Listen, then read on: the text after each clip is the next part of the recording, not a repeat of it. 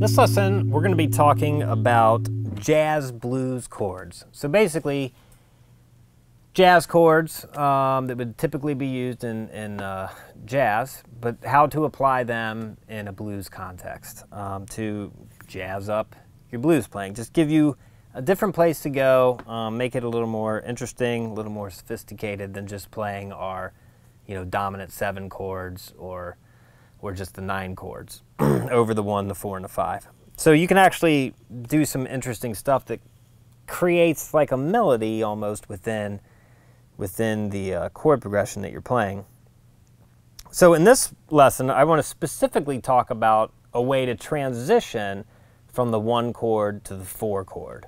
I mean, we might go over some other types of chords you can use on the 5 and the 4, but what I really want to concentrate on is this transition from the 1 to the 4.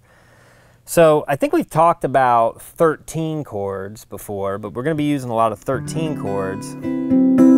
And all jazz chords are altered dominant chords typically, or altered 7 chords, where they add on to the 7 chord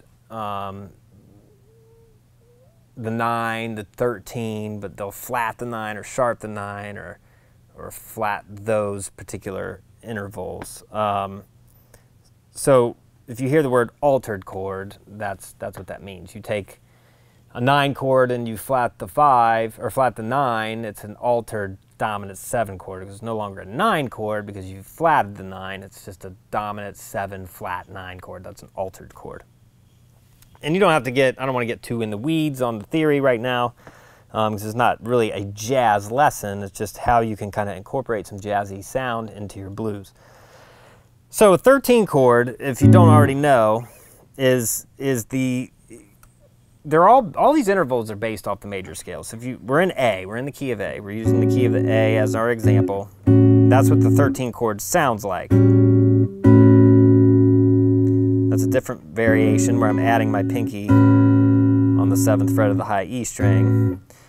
So a 13 chord, all chords have a formula. Our major triad is root 3rd 5th. A dominant 7 is root 3rd 5th flat 7. A dominant 9 is root 3rd 5th flat 7 9. And a dominant 13 is root 3rd 5th flat 7 9 and a 13.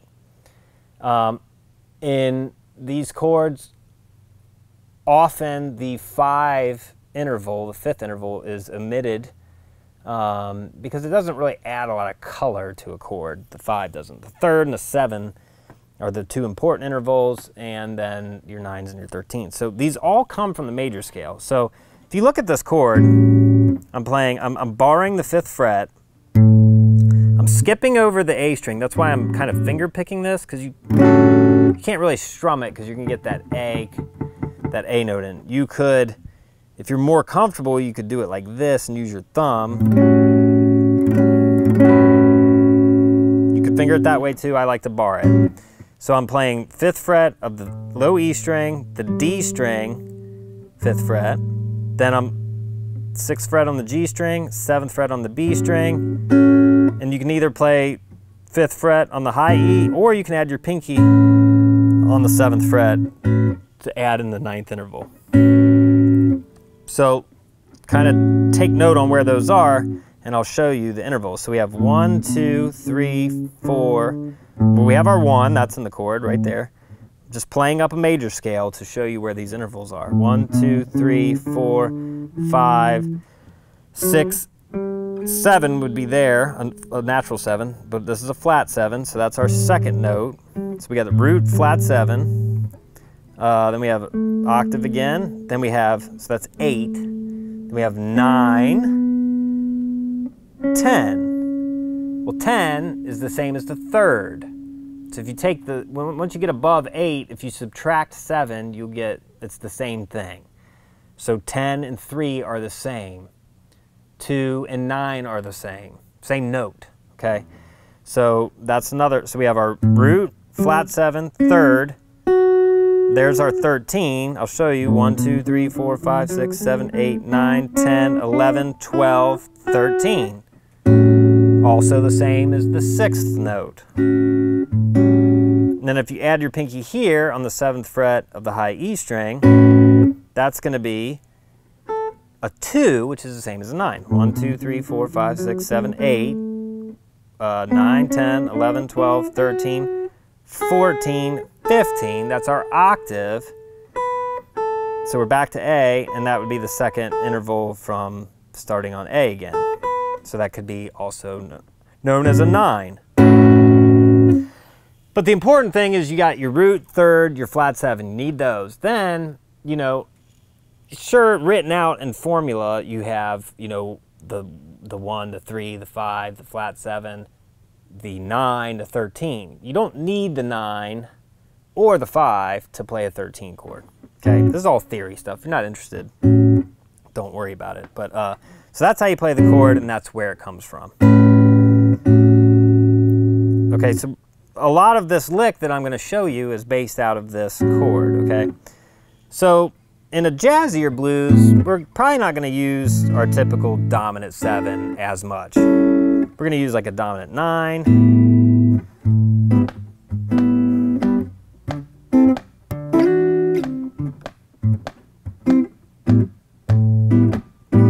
Like that, this 9 chord, which I showed you before, where you can slide it up and do a cool little lick that way. You can play it like this. If you want the root in there, you could come over with your thumb, or you could play it, you know, like that.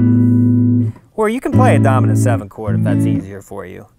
But I'm going to play this dominant 9 to start. So we're going to do a quick change 12-bar blues. There's our 4. We're playing a dominant, or a D9 chord.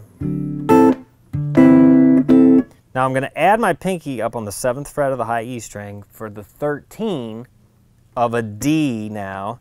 D9 chord. That's B is the 13 of a D9 chord. And that'll add some jazzy flavor to it.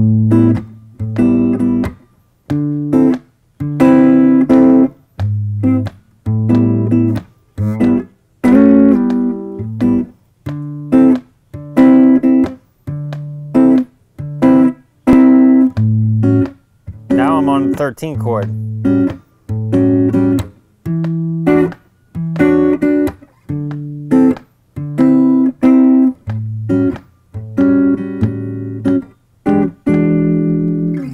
Okay, so that's kind of what we're going for with the basic chords. We have 9 chords. You can use your 13 chords on the E and the D with the pinky there.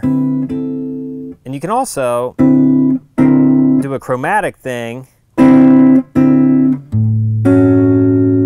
with this, with your pinky on the D9.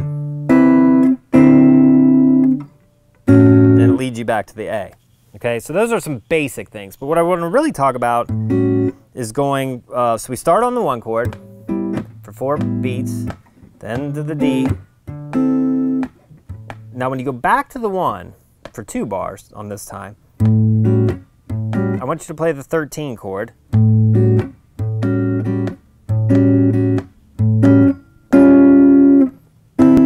then to the D9. It's a lead you right to the D9 chord. So what I did there is we played 13, then we flatted the 13. So I just moved my 3rd finger back, and it leads you right to the 9 of D. So the melody is, see that in there?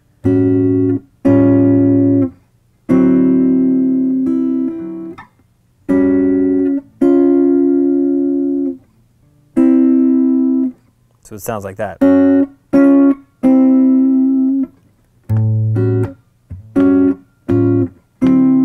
So that's called a, when you move your third finger back like that to the 6th fret on the B string, now it becomes a dominant 7, flat 13.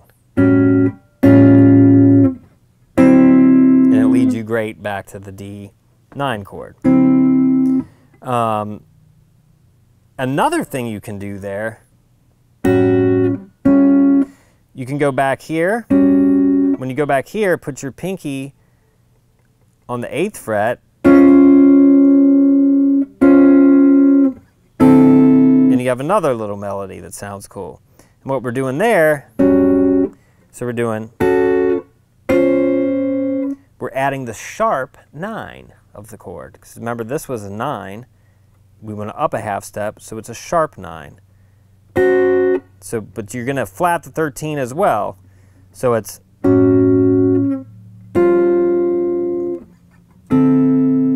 you have, that's the melody within that little chord.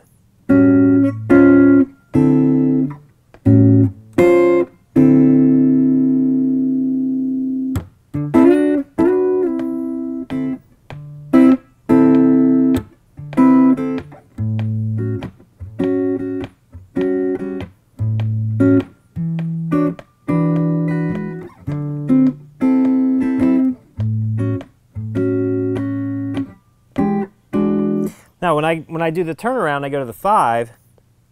You can play an E, like the Jimi Hendrix chord, the Purple Haze chord.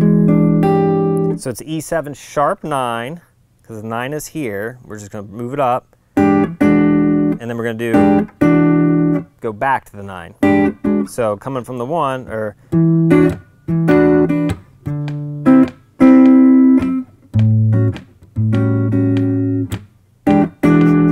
that gives you a little movement there too. So I'm going to play through once the whole progression, just showing you some things you can do, and kind of reviewing the stuff we just talked about. 1, 2, 3, 4.